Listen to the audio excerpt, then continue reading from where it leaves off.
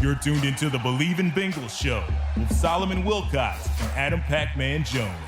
Hello, everyone. Welcome to the Believe in Bengal podcast delivered by 828 Logistics. He is Adam Pacman Jones. I'm Solomon Wilcots. And Adam, the Bengals check in at 4-3, going up against the Cleveland Browns, who are 2-5. It's a Monday night tilt. This is a very big game because we lost 4 in a row to the Cleveland Browns. I can't even believe I'm saying that. But we've lost 4 in a row to the Cleveland Browns. It's going to be on Monday night. How big is this game for you? For me, this is probably at this point of the season is the biggest game of the year to me. You know why it's big? Because we haven't beaten them. In the last, 8 times? They done beat us 7 times. Oh, yeah. Oh, yeah. But I do know one thing. I think the Bengals is going to come out and be on fire. Because, Joe, it's time to go back home and do a little magic. It's time to do some magic. If anybody can switch that and have a football in his hand like that, it's Joe. So I'm eager to see how I go. But I think for a team, Cincinnati, for us as a city, this is a big pivotal game of the season. 5-3 sound really good to me, Solid. At the halfway point, right? At the halfway point. Look, here for me. This game scares me because Nick Chubb come in as the league's leading rusher. He's averaging like 5.8 yards per carry. The Falcons the Cleveland Browns are averaging 168 rush yards a week, just like the Falcons did 1 week ago. Their strength is their running game, and we're going to have to stop them from running the ball. We were able to do it to Cleveland because we got the big lead early and took them out of the run game. How can we stop Nick Chubb? How can we stop the Browns from running the football? Last week you said it that we did stop the Falcons. They do have Mariota. They have a whole list of running backs with the Falcons. But our thing with Cleveland, we got to control the line of scrimmage of this game. They have 4 guys that's been to the Pro Bowl, all pro. That's right. They do. Yeah. So I think our key point of the game is control the line of scrimmage up front. I think we beat them in all other categories, but we got to control the line up front. Yeah, man, their offensive line's some bad dudes. Nick Chubb leads the league with 8 rushing touchdowns. He's leading the league with averaging over 100 yards rushing per game. And he's a hard guy to tackle, man. I just see guys falling off of him because he is that bad of a dude. And he is the entire offense. So there's no doubt that we're going to have to deal with him. But you know what? They're going to have to deal with our receivers. They're going to have to deal with Joe Burrow. And this defense, man, they give up a lot of big plays. They rank 20th in the most explosive plays allowed. That's plays of 15 yards or more. They rank 20th in the NFL. They've given up 16 plays of 15 yards or more. And you know, we come checking in, ready to run a track meet with T. Higgins, Tyler Boyd, and Jamar Chase. So I think we have some vulnerabilities in terms of their run game, but I think our passing game can light them up pretty good. And I totally agree. Joe Woods is going to play man-to-man single high. And I'm eager to see how Joe Burrows pick up that zero blitz because he's going to get it 2-3 times a game on 3rd down. And I think T-Boy have a big game this week too. He gonna be wide open. You know what I mean? Joe ain't gonna switch what he do regardless of what anybody say. I've been with him. I was a witness of it. Like, it's Joe. So I think we just got to control the game up front. Once we get up, you know what I mean? We'll be, as long as we start fast, that's our way of controlling the run game for them. Because they're going to have, they're going to run the ball. They're going to get the yards. But if we stop them early and we capitalize and score when we get the ball, I think this game would be like it was last week. It should be pretty much over. See, I think there's a reason why they won 4 in a row against us. I think there's a reason why they've won 7 of the last 8 games against the Bengals. And I think anytime you have a team that you're playing against and they've beaten you that often, as a coach, you got to figure it out because you can't go in hoping and wishing. You got to say, this is why they've won.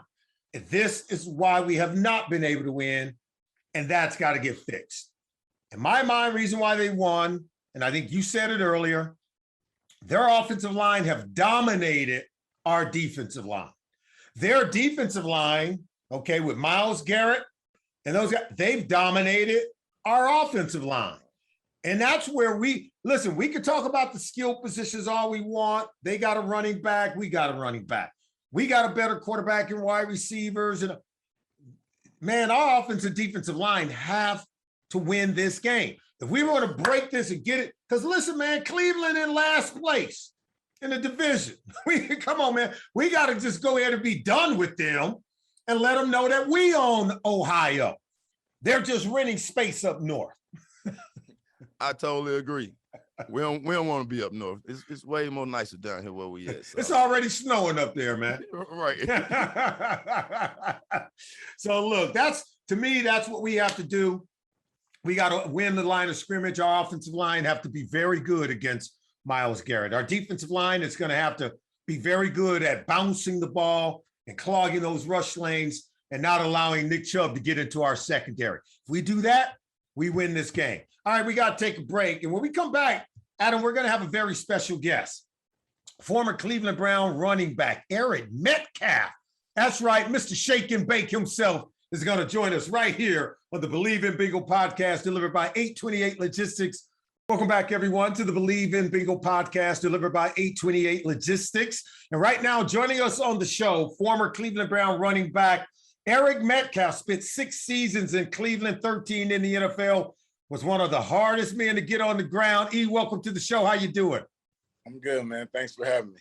Of course, you come to us courtesy of the Dog Check podcast. Man, look, the Browns have beaten the Bengals in 4 straight games. You've won 7 of the last 8 games when these two teams have played each other. However, the Browns are struggling. They've lost 4 in a row now. So what's cooking up there in Cleveland? Man, I don't know. I mean, we can't really talk about what's happened the last 7 or 8 games because that doesn't matter this year. Right now, the Browns aren't playing very good football. They're not finishing games. They've been in games, but they haven't been able to finish, and that's why they lost the last 4. And unfortunately, the Bengals are coming in here hot. You know, they're starting to look like they did towards the end of the year when they got to the Super Bowl. I'm nervous, though. I got to tell you the truth. The run game that you guys have up there in Cleveland is one of the best in the NFL. But to get back to it, well, we can get back into all the other stuff football related. But I wanted to ask you the question about this running back that's in Cleveland right now. Do you think Nick Chubb, do you think he's one of the best? What do you think about his game? As a running back, as a former running back of Cleveland? Well, of course, and I can answer the whole thing run the gamut that you were just about to talk about, the Browns' strong running game. The Browns' running game is strong if we use it. That's right. From what I've seen recently, we're using it and people think that we're getting stops, but I don't think we use it enough and we don't use it in the right situations. And so I think that makes it tough on our offense because we have Jacoby who is who he is. He's a backup, right?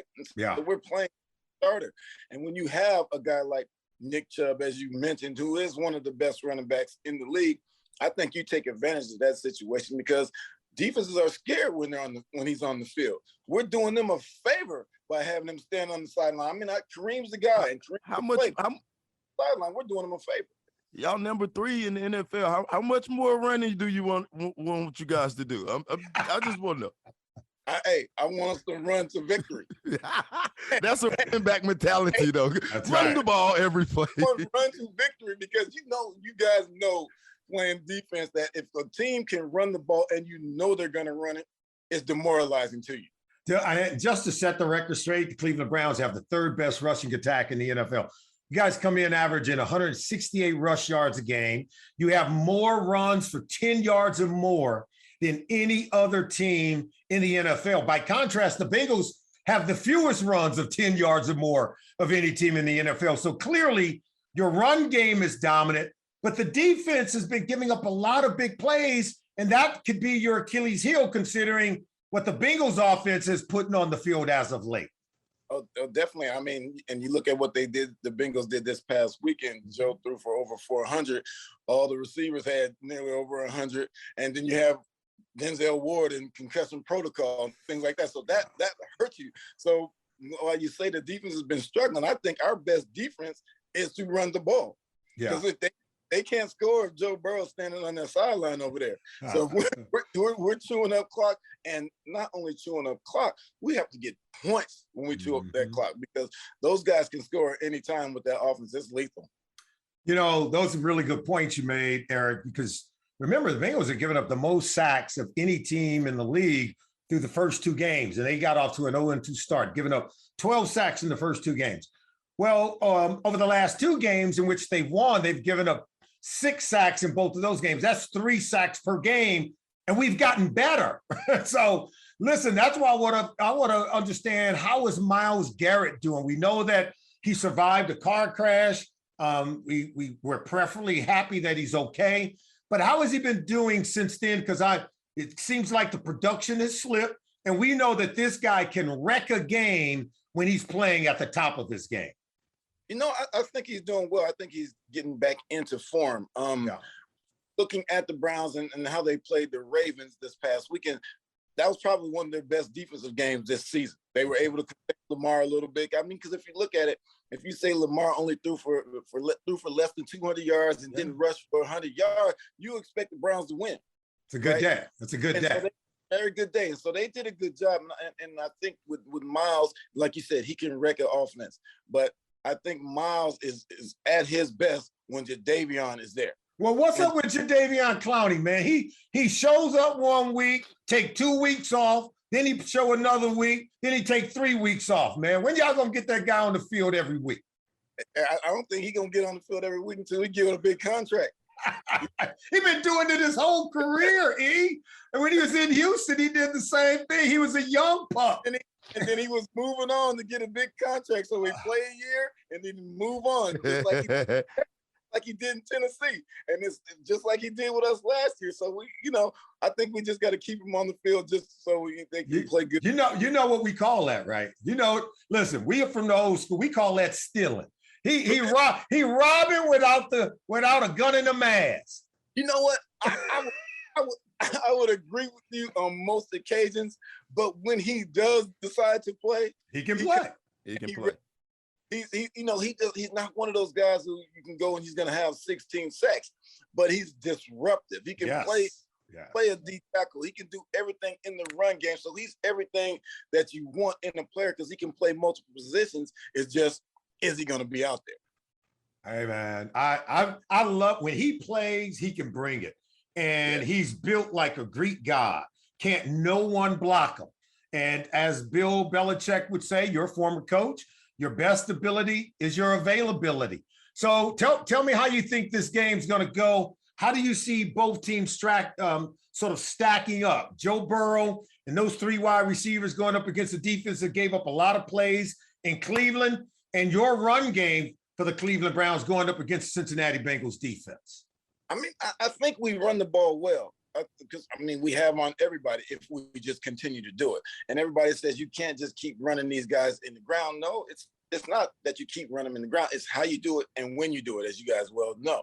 And so I think we can use that to our advantage in order to win this game. But it's going to be tough when the Bengals are on offense. So for the most part this year, I've been a homer.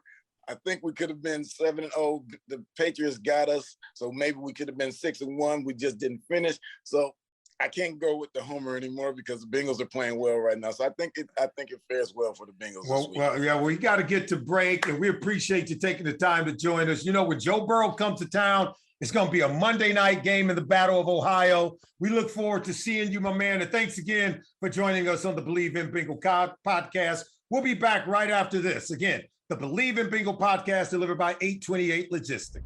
Welcome back, everyone, to the Believe in Bengal podcast delivered by 828 Logistics. Adam Pacman, Jones, Solomon, Wilcots. And right now, we're joined by the Cincinnati Bengals second-round pick, cornerback out of Nebraska, Cameron Taylor-Britt, joining us on the show. Cam, how you doing?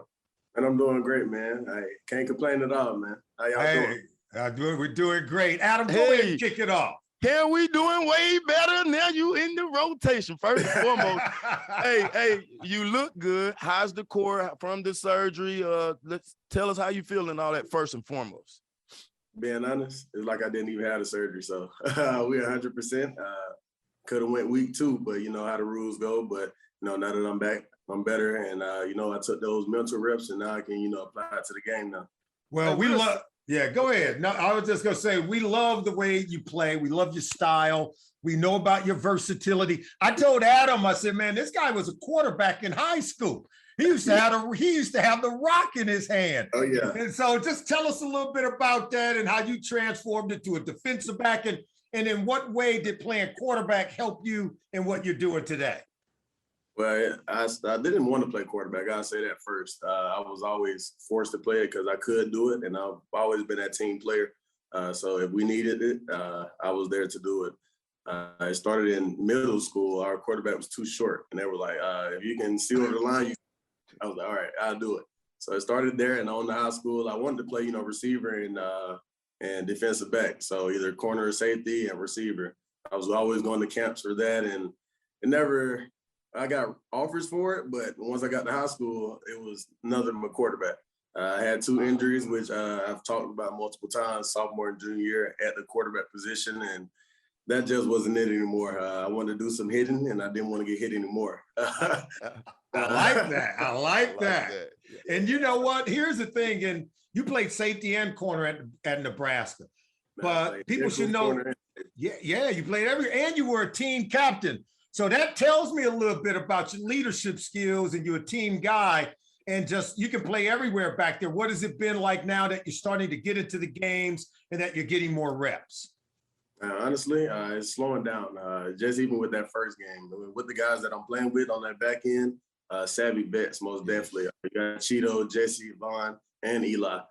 Those guys have played multiple games and seen multiple guys that I've seen on TV, and they matched up against them. So all the knowledge that I can get, I'm always in their ear. You may call it annoying at times, but I got to get mine, and I need to know.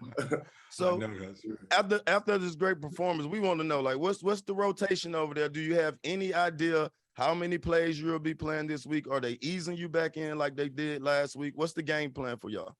Honestly, it might be a little rotation here and there. I don't know just yet. It may be the same as this week. But whenever that time comes, just know I'm ready to go in and make a play. You can play outside, you can play inside, you can play deep as a safety, you can play in the box. Tell me the part that you maybe enjoy the most and some of the elements of the game that you feel come very natural to you. Honestly, either one. It's just honestly whatever the coaches need me to play. Like you said, I played all 3 positions before, and so I started at nickel my sophomore year of college, and I started there, but our safety got hurt our first game of the season, so I had to move to safety that next game and just basically play off my ability. I knew the plays, of course, but just as far as that speed back there is different. And then my last 2 years, I went to corner. So just coming up here now, just primarily corner. I'm glad I was able to focus on that my last 2 years, so I got to see a lot from that outside perspective. I like being on that island. It's Juice Island over there. Hey, I like it. Lou Anarumo is one of our favorite guys to talk to, man. How is it playing for him as a defensive coordinator and all the adjustments that he do in the second half? How is that? How do you like playing for Coach? And what do you think about the stuff that y'all doing over there in the second half? Honestly, how he would say, or other coaches would say, he's a crazy man, most definitely. but you need that as a defensive coach, man. That's right. I love the hard-nosed coaching that he does, and he's straight to the point. I'd rather you be straight to the point than beat around the bush with me, and he's always been that since my first day I got here. Even on my top 30 visit, he kept it straight to the point, and I appreciate him more than anything for that. That's about it, man. See, I want to tell the Cincinnati Bengal fans what an emotionally mature young man you are, because when I first brought you to the house, you came in my office and you were a Nebraska guy. Yes, and Nebraska guys and Colorado guys, man, we butt heads, right? So when you came into the house and you saw this, You almost turned around and walked out. Almost. You almost, but you took it easy on me. You said, you know what? Okay, I'm a rise above it. And you settled in and you were okay. And I want you to know I always appreciate that about you, okay? Man, thank you, man. I appreciate you for having me. I'll be over soon, too. We're back. Believe in Bengal podcast, delivered by 828 Logistics. Man, it was so great to have Cameron Taylor-Britt on this show. I've been trying to get him on this show, man, ever since he arrived. We had to let him convalesce a little bit. But now I think Bengals fans are going to see why we've been so high on this guy since we drafted him in the second round. Let's now talk about the Battle of Ohio and why it's called the Battle of Ohio. And I think for every single one who's played in this battle, particularly for the Bengals players, it might mean something a little bit different. So, Adam, what is the Battle of Ohio? What does it mean for you? The Battle of Ohio, it means something different when you wear the Bengals because Mr. Brown normally comes in and he gives you this speech That's right. before the season and the week of Cleveland. And he tell you about how his dad built this family business, left Cleveland because he wasn't seeing eye to eye with them and came to Cincinnati and built the Bengals.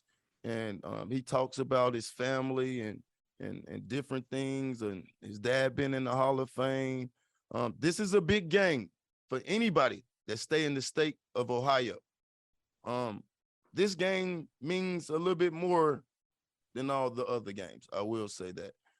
But where we at today, like this game, like it used to be, we still, the Pittsburgh game is still up there as number one. But this game right here, it's big. This is a big game right here. Like this is almost like the backyard brawl. You know what I mean? It's that big of a game. So yeah. So for me, it's a big game because it sort of honors the history of really football at every level, high school, college, and pro. And Paul Brown, who I played for, I was here. He was here when they drafted me out of Colorado. And I remember the first time I met him, we had come in, I ran a 40 time, and I was an 8th round pick because I didn't get my letters to the Senior Bowl. I didn't get a lot of my letters. I didn't get to play in at least 3 All-Star games I was invited to play in. And he came over, he said, oh my goodness. He was looking at me like, yeah. He was like, I couldn't believe you're an 8th round pick. And then he started telling me, you're going to have a chance to make this team. You're going to be okay, son. And it just made, he was the legendary Paul Brown. So when a guy like that comes over and gives you props, you feel good. And this is what people should know. The Cleveland Browns owe a debt of gratitude to Mr. Paul Brown and the Brown family because their team is named after Paul Brown. He was their very first coach going all the way back to 1946. Do you know he won a national championship as a head coach at Ohio State University, the Ohio State, in 1942? He won a state championship at Massillon High School as their head coach in 1939. Yes. His first 10 years as the head coach of the Cleveland Browns, they won a championship in 7 of the 10 years. In the other 3 years, they were runner-up. Preacher. How you going to go to a championship your first 10 years? You win 7 of them. The other 3 years, we'll let you have 1 or 2. That's what he's done. And then after they got a little too uppity, Mr. Art Modell, and he left the Cleveland Browns, came right back.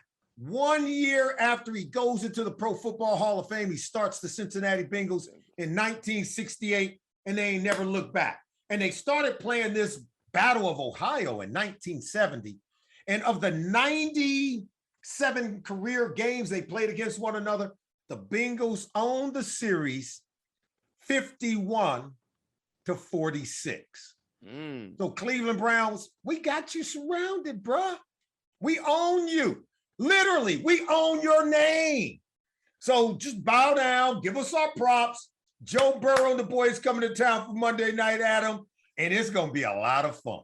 Yes, sir. Now, that's why it's so special. Did y'all hear all of that to the listeners and everyone? The Browns are called the Browns because of Mr. Paul Brown. There you go. Come on, preacher. Just to let y'all know. Yeah. If there was stock, we'd own most of the shares in that team. Come on. Okay. But we're respectful. We're going to be respectful to Cleveland Browns. They've won 7 of the last 8, including each of the last 4 games. It all comes to an end on Monday night. Don't forget to continue to watch Adam Pacman Jones and myself right here on the Believe in Bengal podcast delivered by 828 Logistics. We want to thank Eric Metcalf. We want to thank Cameron Taylor-Britt for joining us on the show. He is Adam Pacman Jones. I'm Solomon Wilcots. Thanks for joining us right here on Bally Sports Ohio, everyone.